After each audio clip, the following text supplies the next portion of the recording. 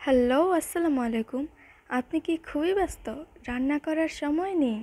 আজকে আমি আপনাদের এমন একটি মসুর ডালের রেসিপি দেখাবো যেটা খুব সহজে অল্প সময়ে করতে পারবেন।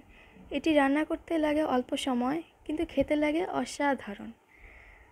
তো এই রান্নাটি করার জন্য প্রথমেই মসুরের ডাল সেদ্ধ করে নিতে হবে। এমনভাবে সেদ্ধ করতে হবে যেন একটু ঝোলঝোল থাকে। আর এখানে একটি কড়াইয়ে রান্নার তেল দিতে হবে পরিমাণ মতো।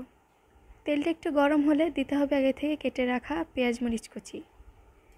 তারপর একটু নেড়েচেড়ে নিতে হবে।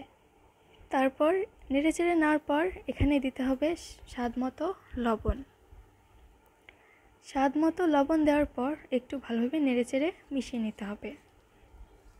নেড়েচেড়ে মিশিয়ে নেওয়ার পর এখানে দিতে হবে আগে থেকে সেদ্ধ করে রাখা ডাল।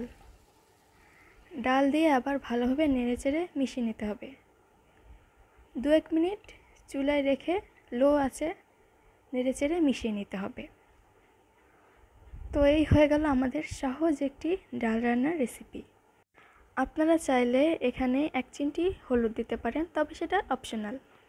এই ডালের সাথে যদি একটি ডিম ভাজি করে খেতে পারেন তাহলে এত মজা লাগবে যে মাছ মাংসের কথা ভুলেই যাবেন।